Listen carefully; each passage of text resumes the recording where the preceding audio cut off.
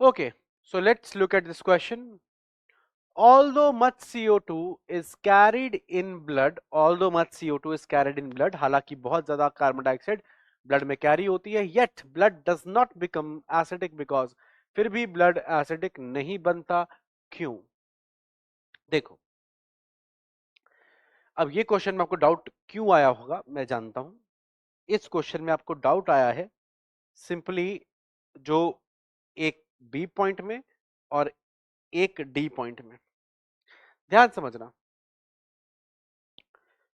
CO2 बढ़ेगी लेकिन फिर भी पीएच जो है वो नहीं, वो एसिडिक ब्लड फिर भी क्यों नहीं होता, है ना? अब देखो मेरी बात ध्यान समझना, जो CO2 ट्रांसपोर्ट है, मैं वापस से इसको ध्यान समझना, यहाँ पे H2O plus CO2 gives H2CO3 which further gives H plus plus HCO3 minus। अब ये जो रिएक्शन है ये बहुत इंपॉर्टेंट रिएक्शन है क्योंकि ये रिएक्शन दोनों डायरेक्शन में जा सकती है। इसमें एंजाइम कॉमन है, कार्बोनिक एनहाइड्रेस।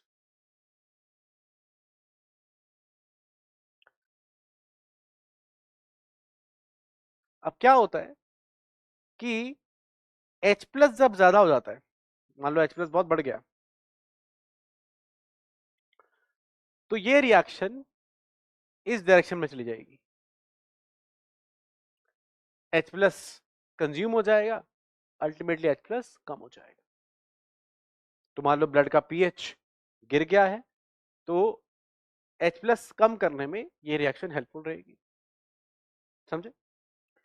उल्टा अगर H प्लस मान लो बहुत कम हो गया और H प्लस की जरूरत है ब्लड को, क्योंकि ब्लड को अपना पीएच मेंटेन रखना है 7.2 से 7.4, तो मान लो H प्लस बहुत गिर गया, ठीक है, ब्लड बहुत एसिडिक हो गया, सॉरी माफ कीजिएगा, हाँ H प्लस बहुत गिर गया मतलब ब्लड एल्कलाइन हो गया, ज्यादा 7.4 से ऊपर चला गया, 7.8 चला गया, 8 चला गया, बहुत दिक्कत हो जाएगी। इसलिए हमें उसको वापस लाना है 7.2 से 7.4 की रेंज में। तो हम H प्लस बढ़ाएंगे, कैसे बढ़ाएंगे?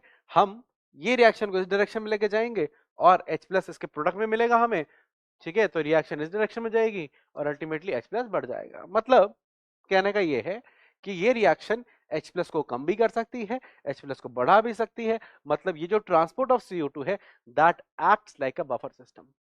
ये बात बिल्कुल ठीक है, इसलिए आपको इस क्वेश्चन में डाउट आया है। अब ये देख के आपको लगेगा कि हम इसका आंसर, इस क्वेश्चन का आंसर बी मार्क कर देते हैं कि blood buffer plays an important role in CO2 transport. बिल्कुल ठीक बात है, लेकिन बात समझिएगा कि CO2 ट्रांसपोर्ट जब होता है बेटा, जब CO2 ट्रांसपोर्ट होगा तो HCO3 माइनस के फॉर्म में होता है, वो H प्लस को बढ़ा रहा है। जब CO2 क्या हो रहा है? ट्रांसपोर्ट हो रहा है।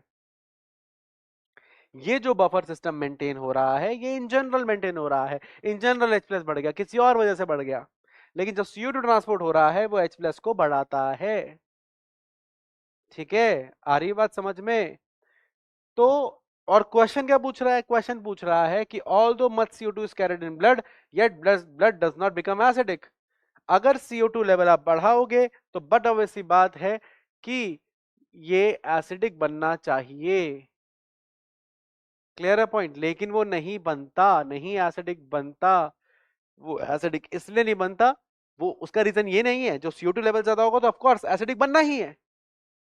वो इसलिए नहीं बन रहा क्योंकि बफर सिस्टम काम कर रहा है, बफर सिस्टम में CO2 वाला है। आप उल्टा थोड़ी आ जाओगे, ऑलरेडी CO2 ज्यादा है तो ऑलरेडी CO2 ज्यादा, आप देखिए ना, अगर ऑलरेडी CO2 ज्यादा है, आप समझ रहे हैं इस बात को, अगर ऑलरेडी CO2 ज्यादा है, if already this is high, तो रिएक्शन तो इस डायरेक्शन में जाएगी ही। आप उल्टा थोड़ी ना ले आओगे उसको, it is not possible. Other factors की वजह से अगर H प्लस ज्यादा होता है तो रिएक्शन को आप इस डायरेक्शन में ले आते हो, क्योंकि अदर फैक्टर्स की वजह से जब H प्लस ज्यादा होता है तो CO2 ज्यादा नहीं होता, आप इसको इस डायरेक्शन में ले आते हो।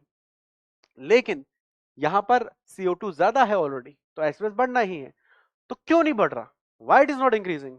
तो उसका जो रीजन है वो ये है कि हम CO2 लेके नहीं बैठ जाते, हम CO2 आती है, जैसे CO2 ज्यादा होती है, ठीक है, उतनी CO2 बाहर चली जाती है। हमारी बॉडी में क्या होता है कि जैसे CO2 लेवल बढ़ा, ठीक है, बिल्कुल H+ बढ़ गया, ठीक है, ब्लड का पीएच H+ बढ़ गया, ब्लड का पीएच कम हो गया। ये जो गिरा हुआ पीएच है ना, ये मैसेज देगा आपके ब्रेन में। ब्रेन में कहां पे? आपके मैसेज देगा आपके केमिकल सेंसिटिव एरिया को, केमिकल कंट्रोल एरिया को। वहां से जाएगा आपके पॉन्स वेरोली में, इन द न्यूमोटैक्टिक सेंटर। वहां से आएगा आपके रिदम सेंटर में, और आपका रिदम सेंटर तेज हो जाएगा। तेज हो जाएगा मतलब कि उसका जो रिदम है वो फास्ट हो जाएगा, वो गैप कम देगा। मतलब जब H+ बढ़ जाता है ब्लड में, तो आपकी सांसें भी तेज हो जाती हैं। जब CO2 बढ़ता है, सांसें क्या हो जाती हैं? तेज हो जाती हैं। तो हम फटाफट से CO2 को क्या कर देते हैं? एलिमिनेट कर देते हैं। आ रही बात समझ में? आ रही बात समझ में?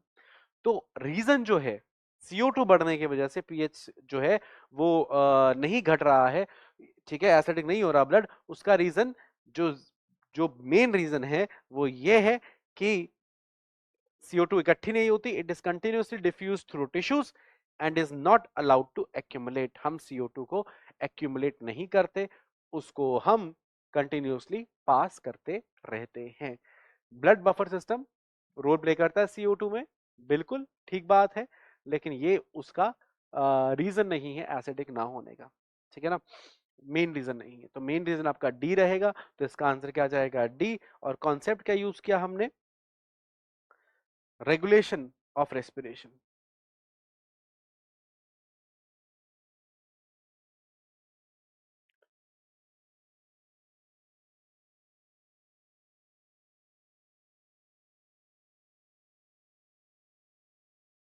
आ रही है बात समझ में? क्लियर है पॉइंट? वापस से सुन लीजिए कि CO2 क्योंकि बढ़ गया है, तो CO2 बढ़ने की वजह से रिएक्शन इस डायरेक्शन में शिफ्ट होती है, जो ऑलरेडी पीएच को कम ही करेगा, एसिडिटी बढ़ाएगा ही ब्लड की, ठीक है। तो इसलिए हमने बी ऑप्शन मार्क नहीं किया है, हमने जो मार्क किया है that is the D option. हालांकि बी ऑप्शन की जो स्टेटमेंट है वो स्टेटमेंट गलत नहीं है, ठीक है। हालांकि बाकी स्टेटमेंट गलत हैं, ये स्टेटमेंट गलत है, ठीक है। It combines with water to form H2CO3। कौन कंबाइन? CO2, ठीक है, which is neutralised bye NaCO3। ये स्टेटमेंट भी एक तरीके से सही है, ठीक है ना, कि NaCO3 आएगा और उसको न्यूट्रलाइज करेगा, बिल्कुल ठीक बात है, ठीक है। लेकिन जो रीजन है दैट इज डी। आगे बात समझ में? तो that is your answer and this is your concept. Regulation से हमने इसे क्लिक किया है कि जैसे H+ बढ़ता है, ठीक है, आपका ब्रेन एक्टिवेट हो जाता है, उसकी वजह से आप सांस जल्दी जल्दी लेते हो, जल्दी लेके आप CO2 सारी एलिमिनेट कर देते हो, ठीक है। और ऐसे भी CO2 एलिमिनेट होती रहती है, कभी भी इकट्ठी नहीं होती। इसे CO2 की वजह से आपके पीएच पे, आपके ब्लड पीएच पे कोई प्रभाव नहीं पड़ता है, ठीक है। तो आंसर डी, ठीक है, and concept regulation of respiration.